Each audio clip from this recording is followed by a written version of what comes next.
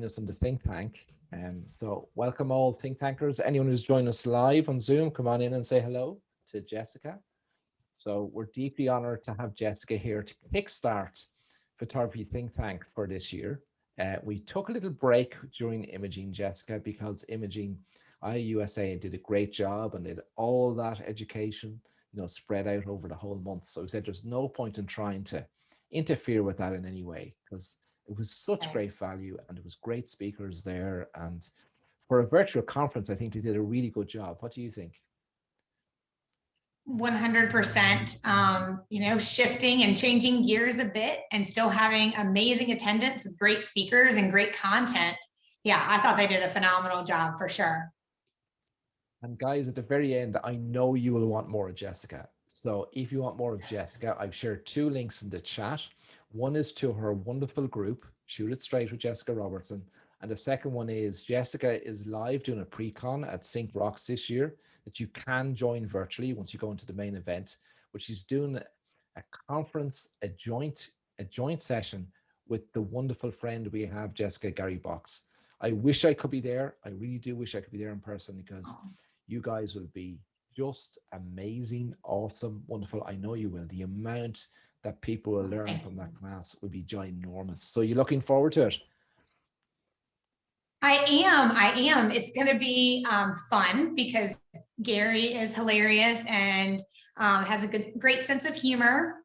And I know it's going to be content packed because he and I are both very dedicated at making sure that we share the gifts that we've received in our business. And honestly, he's been in business for over 30 years and I've been in business for over 20. And so that combined experience, I think, is going to be really helpful to people that are either starting out or that have been in business a little while and are looking to reevaluate and change up maybe their business model. So yeah, we're super excited about it. I think it's going to be wonderful. So Jessica, you must have started your business when you were 8, did you? If you're 20 years in Yes, business? that's exactly right. Yes, that 8. Looking at you, I said, there's no way you could be in business for 20 years. No way. You must have started when you were 8. So that's Well, just yeah, it does give my age away a little bit, doesn't it? That's for sure. But when I was 22 was when I first, well, I mean, I guess that's not even true, but I count 22 because that was when I first really started getting paid for it. And so that is when I technically start my my countdown, if you will. So Jessica, let's go back in time, right? And we're just in an Irish pub having a chat over a pint, right? And the people who are here with us are doing exactly the same thing. So just tell us about how you ended up falling in love with this great industry and with photography. What, did somebody gift you a camera, or how did you even come to love this great art and trade we have? Well, I think like a lot of us, it came from my dad initially because he always had a camera in his hand. It wasn't something that he did professionally, but it was always something that he really enjoyed capturing our memories of our families. And so it started, I think, there. And then in high school, that's when I started playing with it, if you will, and making sure that my friends and all of our parties and events and things together, when people played tennis, that's when I would photograph my friends. And so those kinds of things, but it was never something that I would have considered as an occupation until in college, when I was actually pre-med and I had one more class to finish my biology degree, is when I realized that this wasn't exactly what I wanted to do with the rest of my life. There was a monotony to being in the hospital. I'd done several internships that just didn't work with the way I wanted my life to be. And so I called my dad and I said, Dad, I just don't think that this is what I want to do for the rest of my life. And then he said, great, well, drop your least favorite class. And I said, well, that's easy. That's organic chemistry. I had that class to finish a chem minor. And then I left that side of campus and walked across campus and took an art class, specifically photography. And then I went to London and I crossed the pond closer to you and I did an internship with Reuters and with Daily Mail.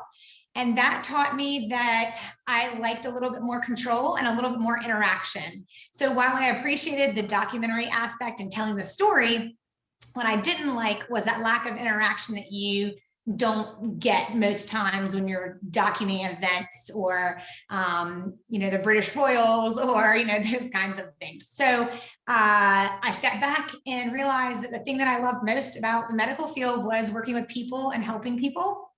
And so I tried my hand at portraits and I just fell in love. I fell in love with the idea of figuring out who someone was so that I could try and tell their story. And it's been something that has brought so much joy, and just what a gift that this is actually what I can call my occupation, and that I can support my family with, and that every day I genuinely love what I get to do. And I think even more so during COVID times, it makes you realize that it not only is a gift to those that we're providing portraits to, but for me, I just such immense gratitude from me that this is what I get to do every day. And I just wasn't myself when I wasn't getting to do that, getting to create, getting to work with people, getting to understand them, hear their stories, and create imagery that hopefully they'll cherish for their lifetime. So Jessica, I'm curious, were you nervous phoning your dad that day? That you wanted to Was I nervous? change track? Yeah. Terrified. Oh my God, are you kidding me? Terrified. We joke about that. I'm not sure he even remembers it. But I must have caught him at a really good time. Maybe after he had some Guinness, I don't know. But I am so grateful at that response. And I don't know that I'm that good in terms of my parenting yet, that I would have responded that way. But I know it sits and resonates so much with me that I think that eventually there might come a time in my life with my daughters that hopefully I'm challenged in a situation, and that I respond with such love and kindness and grace. So hopefully I'll be that good at when the time arrives, I know we all wonder that until we're put in the situation, don't we? And then I think we learn over time too that we don't react like we think we might in advance, But, right. But talk to me about coming across the pond, right? So you arrive in London, having graduated university, right? And you get a job at, was it Reuters first, was it? Well, no, this is actually during my junior year of college, right? So Okay. I went over the fall of 97, I guess it was, in 97. And Kevin Lamarck, who is still a good friend of mine, who works at the White House, and he flies on Air Force One. So he came back from London. He agreed to have a meetup with me, but he said that he wasn't going to have an internship with me. And so I was like, well, why am I even going to meet this guy? And then we met and we got along so well. And he's like, actually, I will let you do an internship. In the meantime, they had set up this other internship with Daily Mail.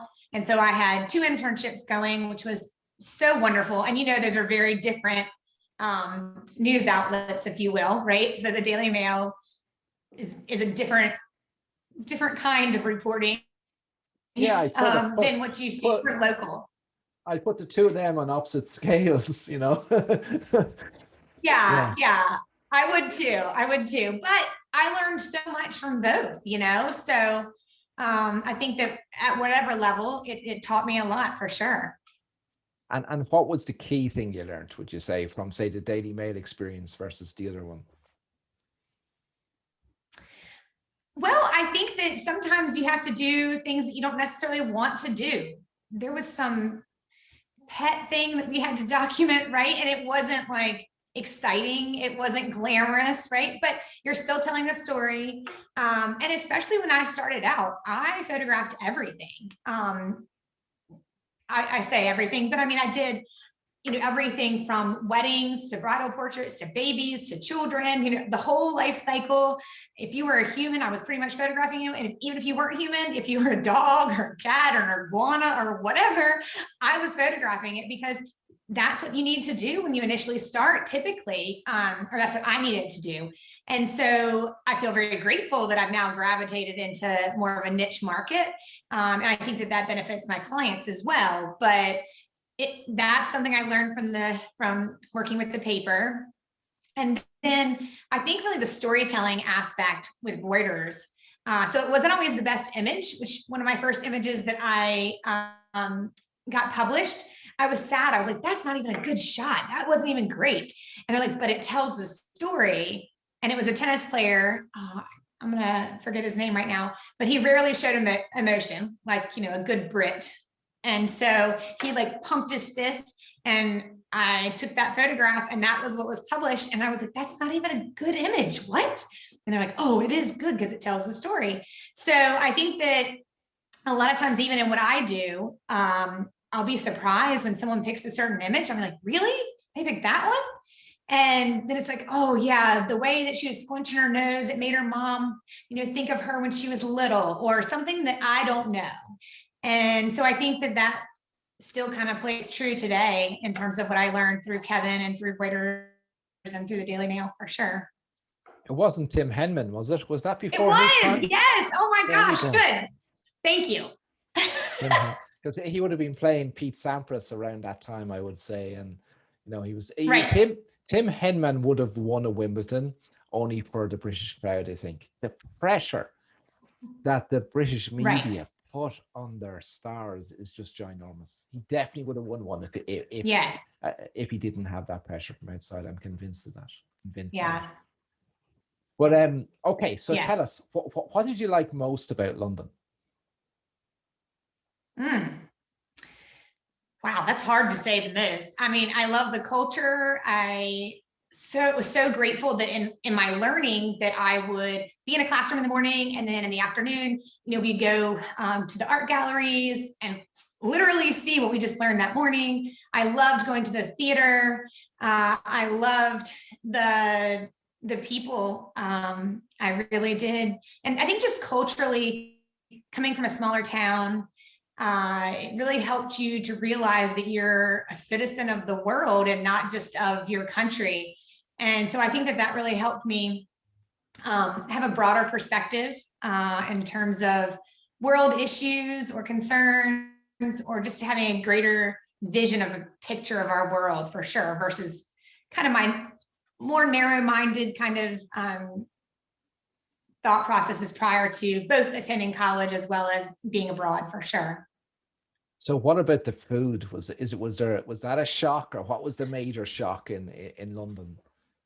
Was there like food was not a highlight. I didn't mention that, did I? No. And I'm sure, actually, I mean, this was so long ago, but I'm sure that the food has to have gotten better. At least I hope. We did, travel outside of London. We went to Ireland, and we went to Italy while we were there. So we did some, hopping across to other places as well. So that was a nice experience, being so close to other opportunities, for sure. And did you go see the Queen or Buckingham Palace or anything like that? We did go to Buckingham Palace, and there was I can't remember if it was they were coming out of a church. And so I got to photograph some of the royals because of some event. I can't remember even what it was. I haven't thought about this in a long time. Can you tell? But I remember not even knowing what some of them looked like. And I was just shooting and praying. I'm like, she looks kind of famous. I don't know, that she's got a big old hat on. So that looks like something you'd want to document, right? So I guess knowing your subjects is probably a good thing to learn from that as well. So that's a key point, isn't it? There's lessons all the way along that, you don't learn overnight, right? You nearly need to experience these things, and you get a lesson from it, and you bank it in your head, and you say, okay, now, that was a lesson from that. But let's just go back, and you've come back, right? So you've come back to the US. So did you go straight into starting a business at that stage, or did you work for someone else first, or what was that journey? So I came back, and because I had credits from high school, I was able to still graduate on time.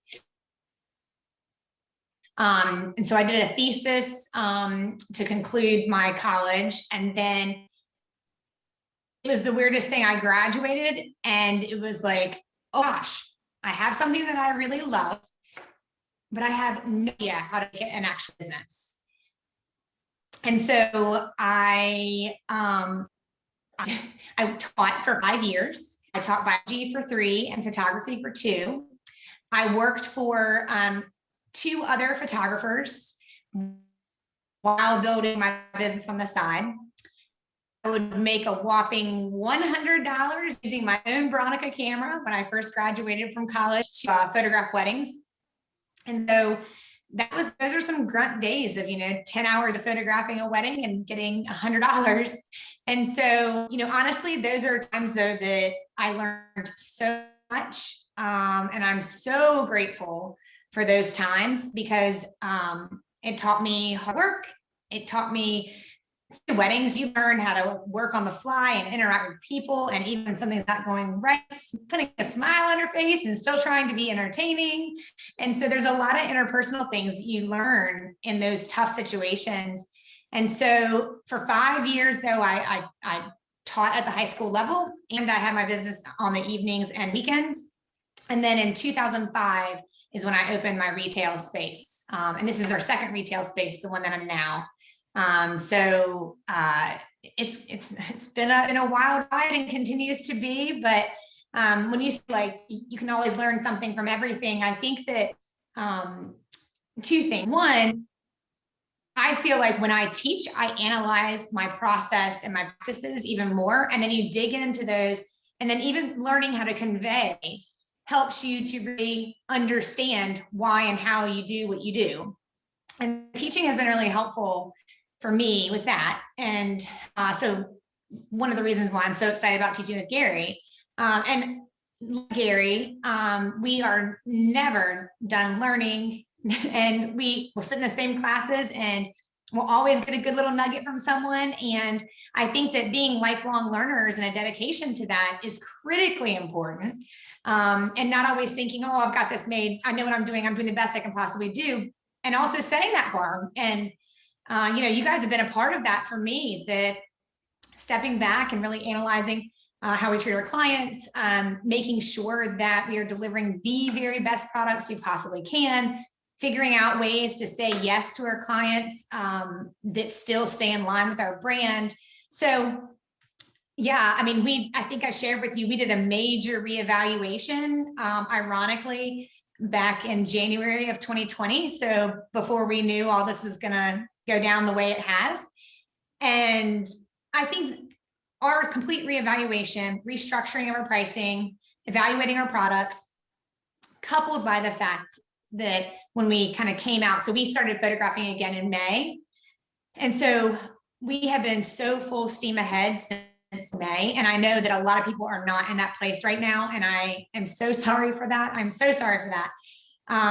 But I think we were really prepared and really ready to hit the ground running when they lifted some of the restrictions. And, I hope that for all the people that are involved with you and with 3XN and, our photographic community for sure. So I'm very grateful that we had the kind of year we did, based upon how it began, of 2020. Jessica, there's about 5 key points, I think, in what you've just delivered there in the last 2 minutes.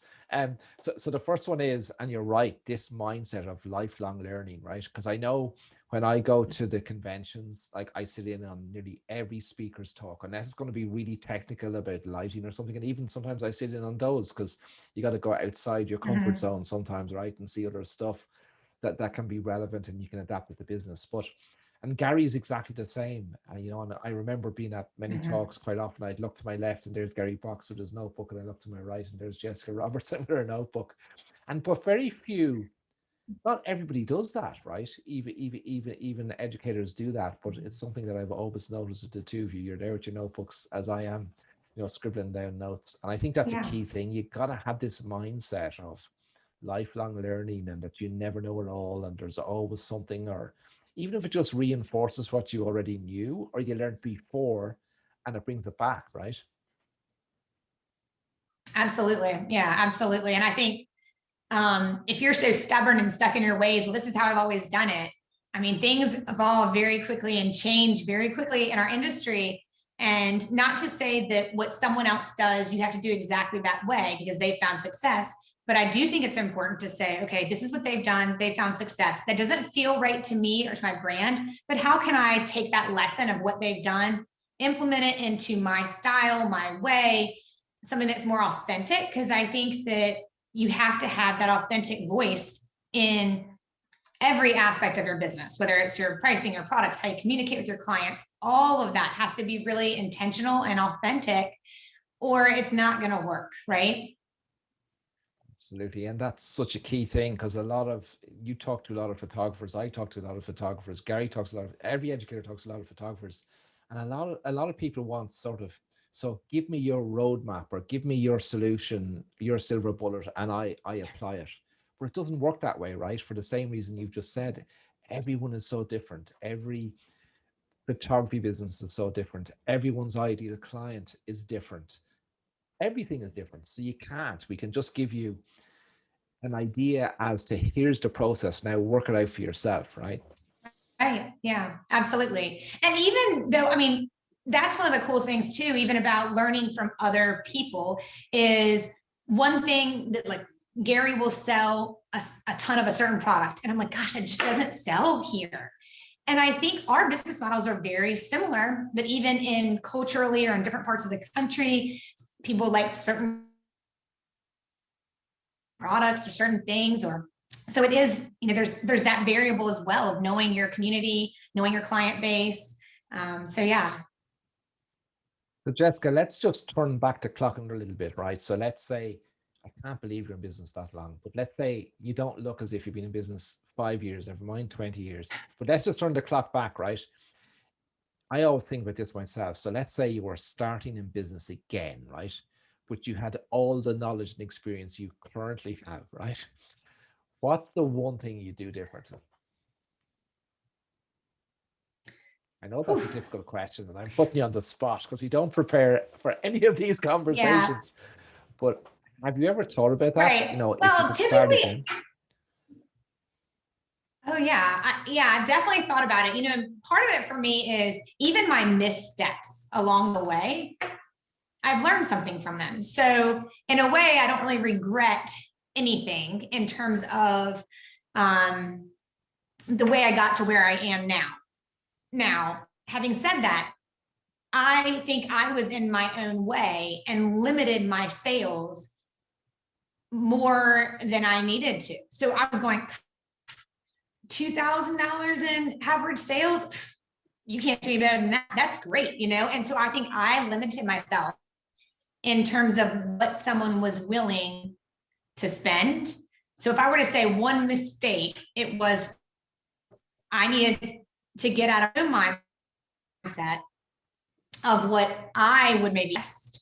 So if I were to, I would definitely try and get out of my own way in terms of sales a lot earlier than I did. And that would probably be the biggest one, is limiting my sales and the opportunities there. And yeah, that's definitely probably the biggest one. Knowing what is you're capable of doing now. I never thought I would be capable of selling what we've sold. Even when some client picks up and I'm like, oh my gosh, I cannot believe they bought multiple clusters, or they bought multiple albums, or the combination of. And so I think that I was a limiting factor when it came to finding the success that we have currently. And, a lot of people say that, right? A lot of photographers who've been on a journey, because I'm a great believer that every business, no matter what it is, it's a journey, right? And, too many people think, oh, there's somebody who's in business 40 years or 30 years or 20 years, whatever that is, that I can get there today, right? You can't. It's a journey. It's a process. You've got to have all those learnings along the way. But one thing we can change is our mindset. And what do you put that down to, that limitation mindset? Was it poor belief in what you were doing, or the difference photography makes to your clients, or have you ever analyzed it to try and figure out why that was the case? Well, I do think life circumstance or life situation can attribute to that, right? So prior to having kids, I don't know that I said it in my verbiage and my communication with my clients, how important it is to document your family or how important it is to document your children. It's a whole other thing, having children, seeing them grow, walking past their baby portraits from when they were little in my house, knowing they're never going to be little again. And so I think there's a whole greater depth and a richness and an understanding that goes into how much my clients can love their children and how much they want to document them and save this moment.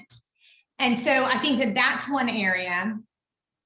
I think that, like all of us, you don't know what you don't know until you kind of learn and progress. So Yeah.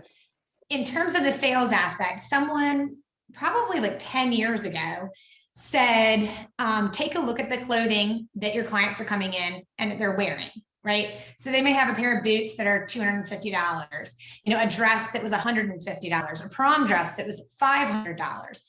And having that understanding of the investment they'll make in those kinds of tangible items that honestly are going to be given to Goodwill or thrown away in a few years or passed down or whatever, this is something that they're going to invest in that they will have forever.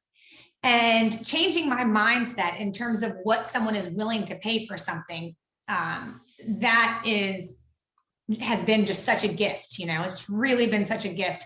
And just making sure that we aligned ourselves with products that we believed in rather than products that we thought we were supposed to believe in and that we should be selling because someone, in Chicago was selling it, right? So just making sure that our products really align with our quality brand and that they complement our imagery is also important, because we were creating really awesome images, for example, of like sports, of an athlete, and then they pick one, maybe two.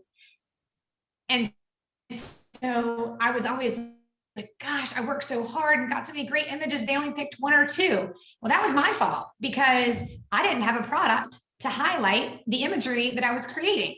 So I think that that's equally important. So if something's not selling, why? Is it because you don't have a product to highlight it? Or is it because, what is the reason? And for me, knowing and watching my sales over the years, it was because I didn't have a product and I didn't tell them, this is what you need to do. And I think we forget sometimes that it's not being bossy or telling someone what to do. It's simply saying, if it were me, this is what I would do with the imagery we've created. And this is why we have a reason for it, And we have very low pressure sales. And so we're never going to put someone in a direction that they've communicated with us that is not comfortable for them, or is just not where they want to go, right? They're like, I just don't like albums. We're not going to say, well, you have to have an album because you do, because everybody gets an album. We wouldn't do that. But really trying to meet people where they are, but also not limiting the sale because we don't have something that aligns with what their style is or their imagery that we've created. So, and you figured out, that your ideal client was, you're very much the boutique high school senior experience, right? Is that correct? Or do you do family and newborn and all that as well? Or can you just let people know what you specialize in? So right now, for the class of 2022, this year, we have photographed 232 seniors. So most people would not necessarily classify that as boutique. I think that our style and our practice is of a boutique studio in terms of the service we give our clients, the interaction, the consulting, the experience, the quality, all of that is more boutique. So I think we have kind of an interesting kind of mixture because of the volume. Last year, I photographed just under 50 families in addition to the seniors. And then we do amount of branding work, so shots and imagery for companies, for their websites and that kind of thing. We've been passing our babies off unless it's someone that I'm really close with or they just really want me to do it. Babies are hard, way hard. And I think that if you do them all the time, it's your jam, it's the thing you do. But I don't know that that's my strength, you know, so we've been passing those along. But I have a lot of high school seniors that come back to us for bridal portraits. And so I love doing that. But I don't photograph weddings anymore, thankfully. So that's still quite a diverse range of offering, right? Because you're doing some commercial stuff for companies and their websites, and then you have the family, and then you have the high school seniors, and I can see how they knit together. So can we just deep dive into sort of like when I see Jessica Robertson photography and I see your team, right? And I see that tricycle, and people Yes. are saying, what's he talking about, this tricycle? But it's a great image that just sort of captures your brand values for me. It just captures the fun and the difference and it's quite different, and it's obvious that you figured all that, who you are as a company and a brand, and what your core values are. Can you just talk a little bit as to how you discover that, and how did that all come together? Sure. So let's see. So when I opened the retail space in 2005, initially I was doing everything because that is what you do. So when I transitioned from the room above my garage at my house, I just did everything because that's what I needed to do, I thought at the time. And then I hired someone part-time, Sarah, who's still someone that I'm friends with, and she's a social worker. So she's done very well. And so I realized at that point that she was going to be going full-time as a social worker. And so I put out an ad and was like, I need help. And Robin one day was standing outside of my studio, and I'd driven around the building, and then I saw she was staying there. So I came back around and I rolled down my window and I said, hi, can I help you? And she said, yes, you need to go to dinner with me, and I'm going to tell you why you need to hire me. And I was like, oh, okay. And so I was like, all right, well, we can set that up. And so I got to the restaurant at the time that we had discussed meeting up, and she was sitting there with a glass of red wine in her hand. And at that moment I thought, this could maybe work. I'm definitely a lover of some red wine. And so we sat down, and she told me how she was a mom and had girls that were 8 and 12, and that she had been a teacher, and that she really wanted to have a photography business, but it was just all the bits and pieces and all the different hats you have to wear was just too much for her. And so she said that she wanted to come and work for me, and that within 1 year, she wanted to also be photographing. And at that point, that wasn't totally in my realm of what I was looking for. But within 6 months of working for me, Robin decided it wasn't what she was looking for either. She liked the client interaction, she does all of our sales, and she does a lot of our marketing pieces. And so she decided that she really enjoyed working with the imagery and helping people create art for their home, not so much schlepping all the equipment and sweating outside and all of that stuff.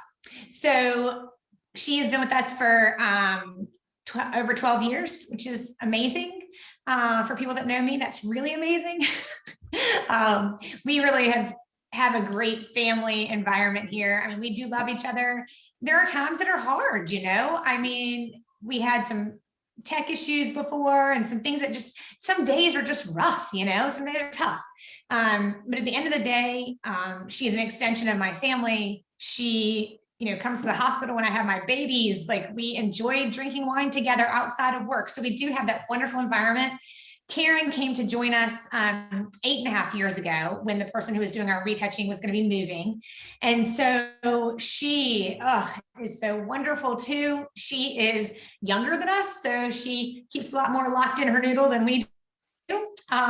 She is a perfectionist. She works so hard, and one of the nice things is that each of us kind of do what we're best at least I think we do, right? So Robin is best at sales, Karen is best at editing and retouching and design work. And, I hopefully am pulling up my end of the deal here with the photography. And so it really is such a gift to be surrounded daily by people that you not only respect professionally, but that you are just grateful to spend this life with, because we spend a lot of time together. And I see that though, but I see the what's the words I'm looking for? I see just that consistency in everything you guys do, in that I remember seeing that sync when you spoke on the stage, and there was that tricycle image of the three of you. And I just went, wow, that just tells a story of what they're about and how you're aligned together. You're all different, but you're there to deliver for the client, right? But I'm really curious as to how does all that evolve? How do you how have you managed to put all that together as a team, that you're so consistent, and your messaging, your posts on Facebook, your stories, your everything is connected. It's Jessica Robertson photography, right? How do you do that? That's a very good question. So I think there's a blessing and a curse in this perfectionism that I have. I recognize that, and it's really hard for me to release control. And so those are like steps along the way, right? So I know that I'm best at being in the camera room or being outside photographing. And so when you create this trust in terms of a team and a work environment, I think it's a lot easier to release that control, right? And so it's not something that you just do automatically. It's something that's gradual. And I know that consistency, if I had different staff every year, there'd be no way that I'd be able to do as much as I do or be as consistent as we are. I think that Robin and Karen are just as dedicated to our business's success as I am. So they don't just view this as a job, right? They don't come in and they're like, okay, I'm going to put in my 8 hours and leave, and it doesn't really matter. They care about our business. They care about our brand. They care as much as I do about making sure every single client, period, the end, has a phenomenal experience with us. And if they don't, I'm going to make it right, because we are in a small town. Our reputation is so valuable, and it's not something you can get back if you screw it up. And so we don't take that lightly. And I think that that's through every single interaction. That's on the phone, and we'll check each other, like if I say, on the phone just then, you kind of cut them off a little bit, and I feel like we could have done a little bit better with that. Maybe this is an opportunity next time. So it's this constant evaluation and improvement. And it's in what I do too. I mean, I'm probably my worst critic, because I'll look at something and go, oh, why did I do it that way? Or I should have, or I wish I had. And I think that part of that is always wanting to be better. So not just being satisfied where you are, but wanting to say, how can we make it better? How can we make it better? And that was a lot of that reevaluating in January of 2020, was saying, what are our touch points and how can we make it better? And a lot of those, they weren't in actionable items, such as like, I created a form for this. It wasn't so much in that. For me, it was in making sure that interaction with every single client, every single time, was coming from a place of gratitude, knowing that I have the house I have, the means that we have to live the way that we do, that Robin and Karen have the jobs they have, knowing that I wasn't just taking that for granted. And so multiple times along this process, I look at my clients and go, I am so grateful for you. Thank you. I'm so glad I got to create these portraits with you. And then, if for long-time clients go, oh my gosh, we wouldn't go anywhere else. And I'll tell them, but you have a choice. You could.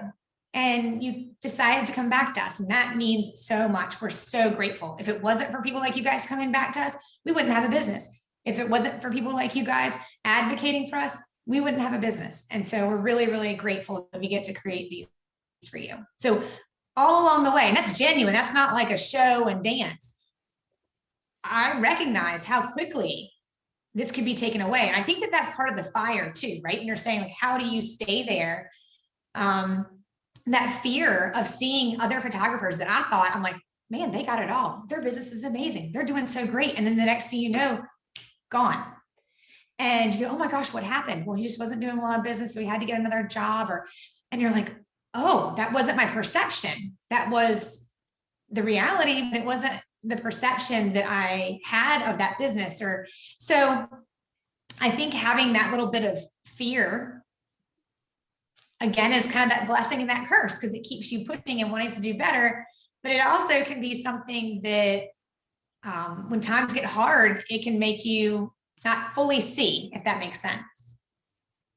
Yes, it makes perfect sense, Jessica. Makes perfect sense. But you know, you make it sound so easy, because I know running a business with people too, it's not that easy. You know, it's not that easy to, when someone No. says, you know, you cut that person off a little bit too early. You know, sometimes we take that as a personal slight, you know, no matter how hard you work at Right. your culture and your environment and stuff. Right. So that's phenomenal that you have built your business, that you can say that to each other and nobody, you know, starts shouting back or goes off in a tantrum. You know, that's special, creating that culture. That's really, really special. Well, What I put it a little nicer, probably. I'll say, hey, I was just listening to that conversation, and so there's a turd sandwich in there, if you know what I mean, right? So you fluff it up first, and then you say what you got to say, and then you end it with something positive, right? Of course.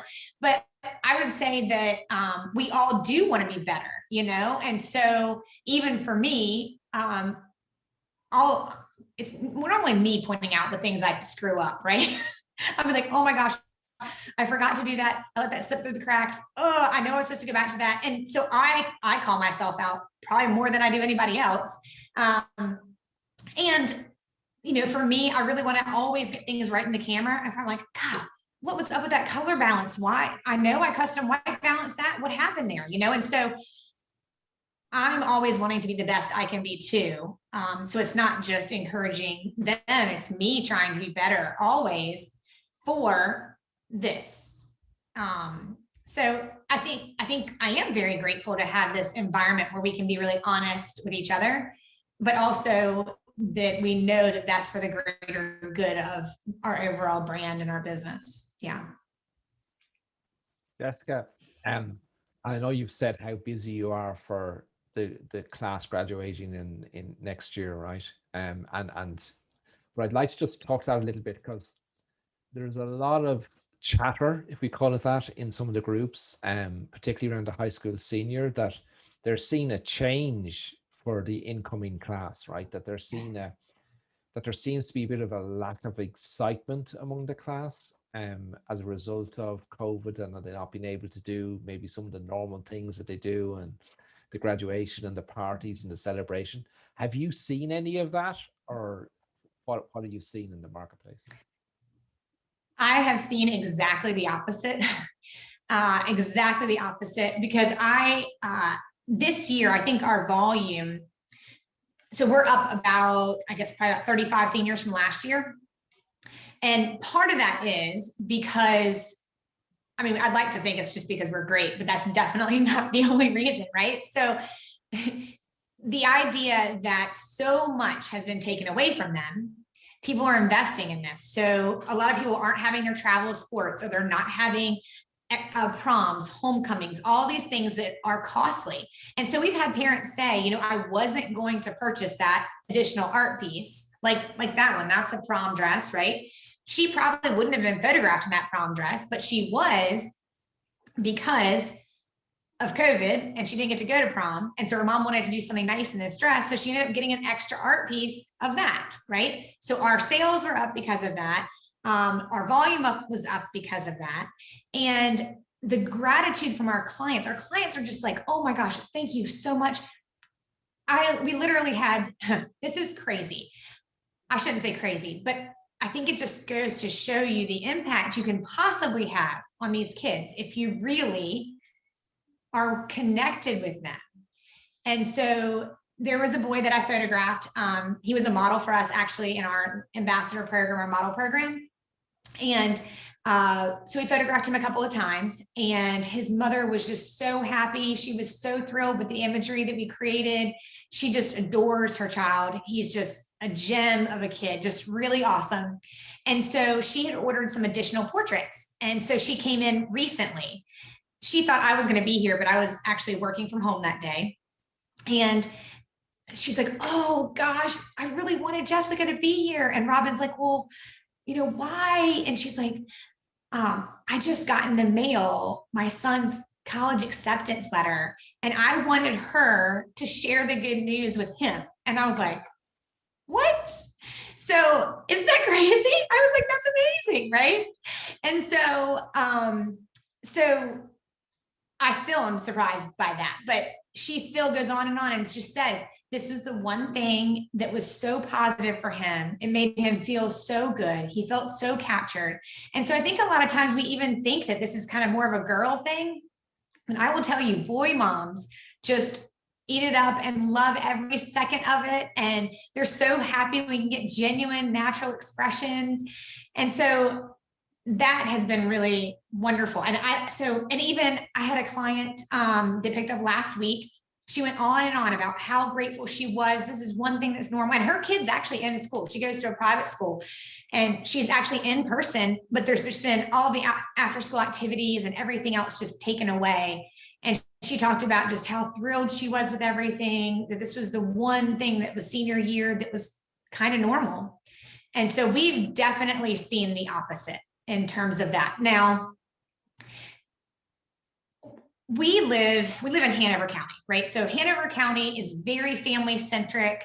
I like to think in terms of family values and that kind of thing. They're very strong family values. People really invest in their children. And I will say that even one county away, that same thing is not the same. It's not the same in terms of a county away from us.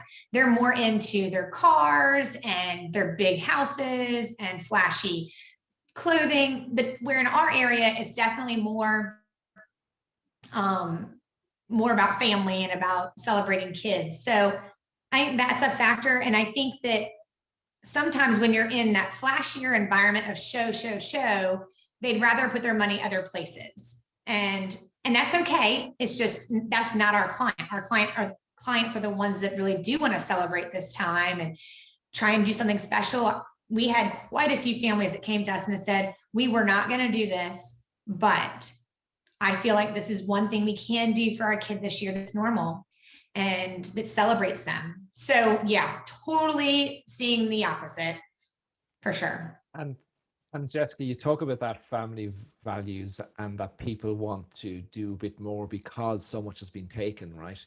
Mhm. Did you change your marketing to plug into that in any way? Or was it that, your brand was already well known in the community and it just happened that way? I don't mean happened that way as in the business just came in because you had to do all that preparation work anyway to position, who you are in your community and the business that you are. But did you alter in any way your marketing to sort of connect with that change once you realized it? We did. So we definitely, so during the period where we were not able to photograph, we did a whole series of things just to keep in the front of their minds when there was an actual need. So we did a whole celebration of our previous seniors, and then very targeted or very, I guess, it wasn't necessarily organic in terms of how it came about, because it was definitely a very pragmatic choice to say, not capitalize on it, but remind people that this is one thing that they can do that's normal. And so we did a whole marketing campaign that was about, you may not be able to do all of these things, but this is something that you can do. And so bringing them back to, hey, here's a reminder, this is something you can do that really is normal to senior year. And so just putting that out in our advertising and in our videos and wanting to make that part normal for someone, they should be doing this, that it's not something that was taken away from them just because the schools have changed in terms of how they're doing it. It doesn't mean that we are. And so we wanted to make sure that people knew that when and if they wanted to do it, that we should be at the forefront of their mind for sure. So there's that old saying, never waste a crisis. Some people stay in their bed with the duvet or the blankets over their head, and other people say, what can we do and how can we do this? Because we will come out of this. And you obviously did that. And I know there's so many photographers who are working hard because in this side of the pond, we're still in lockdown, So it can be hard though, can't it? It can be hard just to, Oh, yeah. you know, get out of bed every day and go to work, even though you won't necessarily be behind the camera, you know, um, and work on your business Absolutely, rather because than, typically you're doing the things you don't want to do, right? So you're yeah, forced to do those things that aren't your fun things, right? They're not, like you said, with your camera in your hand. So keeping that motivation is, yeah, that's really hard. And I feel very fortunate because we were not in that as long as you guys have been. And a lot of other people, even up north in the United States, you know, they're still in a lot of lockdown. And so I think I feel very blessed that we weren't in it for very long, because I mean, a year is a long time. A year is a really long time to be limited in terms of what you're allowed to do. And, you know, I was listening to someone through your group that was saying they're supposed to open back up in March, I think. So they're just scheduling everything for March, but then they'll have to back it up if, right, they get into a continued lockdown situation.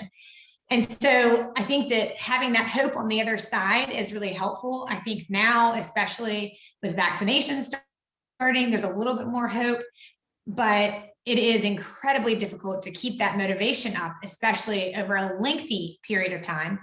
And knowing it's impacted all of us, you know, mentally, maybe to a different extent, it's more extensively to some people, but yeah, it's very, very hard to keep that motivation and to keep those daily goals and those tasks going and to set deadlines, you know, in hopes of when you can. That's a really hard thing to have happen for sure. Jessica, I know in high school seniors, you know, so they're 16 to 18 and they're going to graduate high school and go off to university.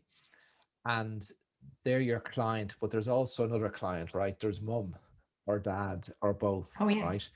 So how do you decide, how do you market to both, or do you market to both? Do you bring the client in via the high school senior, or do you bring the business in through the parents, or how do you solve that problem?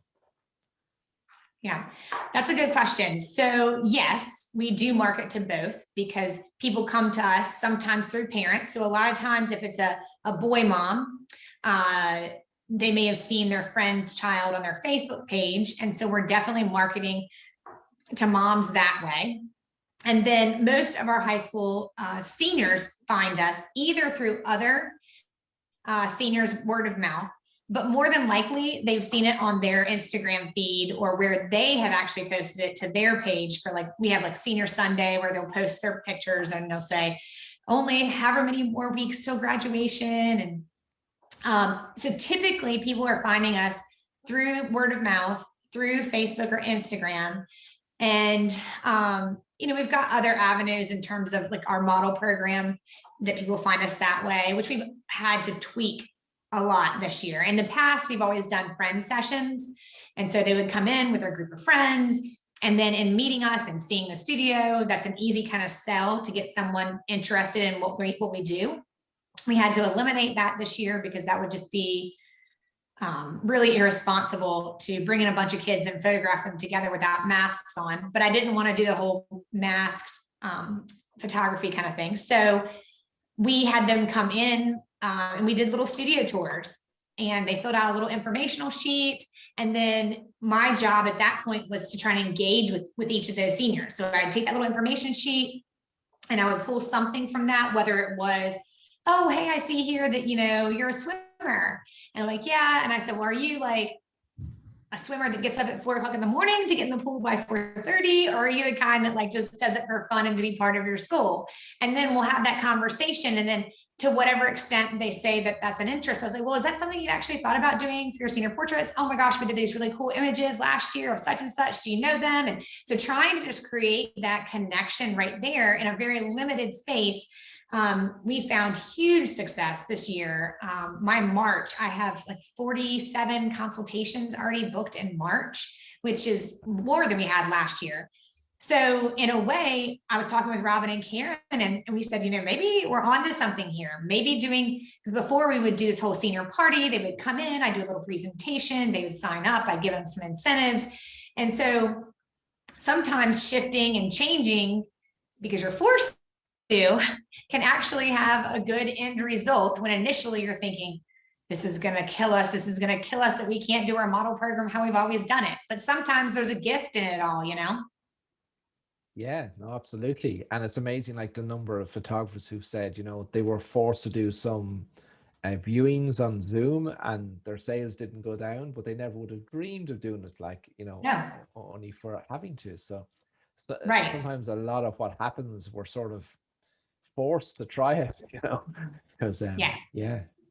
So tell me this, have you had to think about learning and doing TikTok, or is that something you've thought about, or? Yes, it's one of those things that's kind of like out there on the list, but it hasn't really come to the forefront.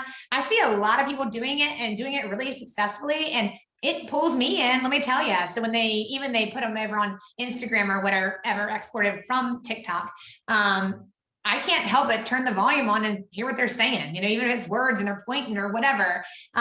So I hate being on that side of the camera, like hate it.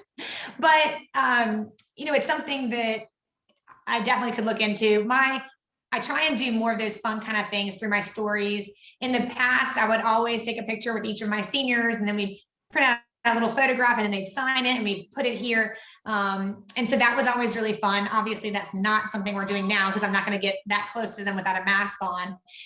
And so we stopped that this past year, but I still do little boomerangs with my kids. And so they like seeing those, and it shows people that I'm photographing. They typically share them. So it's that great little, like when I post something and they'll share it and then their friends see it. And so it just helps. All of that does help. But TikTok, I don't know if I'm cool enough. I don't know. I need to get there. I think you guys would be, because I see I'm only on Facebook, right? I'm not even on Instagram. I've just done the one platform. But I think your brand and everything you do, I think it's ideally set up for TikTok. I really do. And the fact that your clients are there too, I think I joined TikTok just to see how you guys Okay, I'll look into it, Ronan. Let me know when you do, right? Because I'll definitely join. Typically when they make me do videos. Okay. Well, typically I just do whatever they tell me to do. And Robin, a lot of times is the brains behind the craziness. And she'll typically cackle before she says, I've got an idea for you, Jessica, for a video. And I'm like, oh, what are you going to make me do now? Right. So it is good though. I think that engagement is really great. And you're probably right. It is something I need to look into. Yeah, I can just see it. Just let me know when you do join TikTok, because I'm going to have to join just to see what you guys do with it, because I think the platform is nearly built for you, what you guys do. All right, I'll keep you posted. So Jessica, one final question before we tell people how to keep in contact with you and how they can join your group and there's no questions. If you have any questions, guys, just ask them in the chat. I should have said that at the very beginning. But Jessica, so you mentioned you do family portraiture as well, right? So is it the high school senior that the family end up coming in for a full family experience, or is that typically how that works? And if it is, how do you have some sort of structure to bring the family in? Does it happen during the high school senior shoot, or do you separate it on purpose to bring them in at a later time, or how does all that work? So yes, to all of that. So we definitely try and add family members in during a senior session, because if I can, during that same period of time,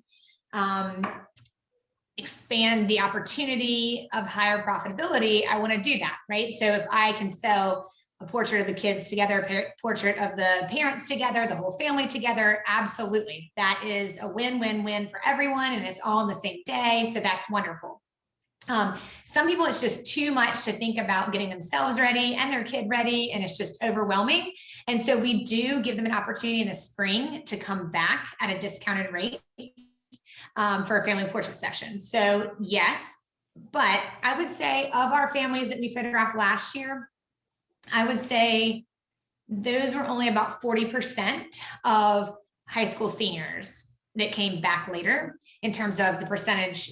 So 60% were kids or families that have younger kids, or just weren't of senior age. And so I would say that's probably split, probably 40-60.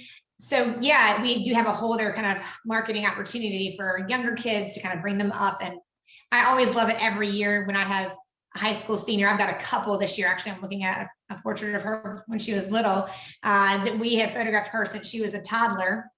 And then now she's a high school senior model for us. And those are the things that just bring me so much happiness, so much joy to know that I've literally photographed a child since they were sometimes babies, and to watch them grow. And over the years, it's just a really, really awesome thing. And definitely a goal that I had when I first started, to want to be someone's family photographer for life. And I'm not doing that exactly, but to some extent, I think that having that opportunity to photograph them for that long has just been, really wonderful for sure. So everybody, I'm sure you want more of Jessica. To get more of Jessica, so in the chat on Zoom, I've shared a link to her group. So make sure you join her group. And then of course, this is I don't know how to describe this, but this is an amazing opportunity, right? To see two photography businesses at the top of their game, right? Jessica Robertson and Gary Box together in one location at Think this year. So we've also shared the link. Don't worry if you're this side of the pond or what side of the pond you're on or where you are. You can do this virtually. So all you have to do is follow the link. You do have to sign up for the main sync, which is all virtual as well. And you'll see us at 3XM there too, virtually. You have to sign up for the virtual conference, and then you can add this as an add-on. But it's not to be missed. There is so much knowledge in the room between Gary and Jessica. It's just unbelievable, unbelievable. So I encourage you to sign up for it. Go and have a look. And Jessica, thank you so much for joining us. The amount of information that you've given us, the inspiration you've given us, and just seeing, how you've gone on your journey and figured all this out, and then your willingness to share it to everybody. I thank you so much for that. Oh my goodness, thank you. I treasure our friendship, and I have so much admiration for what you do for this industry. That's not just for your own good. It's because you're trying to elevate us all and bring us all up together, and we can all rise as one for sure. So thank you for what you do for this industry for sure. I definitely am so grateful for what you've done for me and for my business. Well, thank you so much, Jessica. That means so much. And guys, I know I'm trying to do two things at once here. I'm really bad at this. I'm a man, right? I can't do multitask. So to answer your You're question, doing great. Guy and Lauren, I've shared the link again to the sync. You'll see it there, and the link in the chat. And for those of us who are joining us on the Facebook group, I will share straight after this when we finish. I will share it there. So Jessica, thank you so much. Jessica, I meant to say before we started, when I end this, we all disappear. So I just want to thank you so much for sharing with us again. And I'll touch base with you by messenger, and give our regards to your whole team there, to Karen and Robin, and give them all of our love too. Thank you. So stay safe and healthy, everybody. We'll see you all again soon. And make sure you sign up for Jessica's and Gary's class, and make sure that you join Jessica's group. So stay safe, stay healthy, everybody. We'll see you all again soon.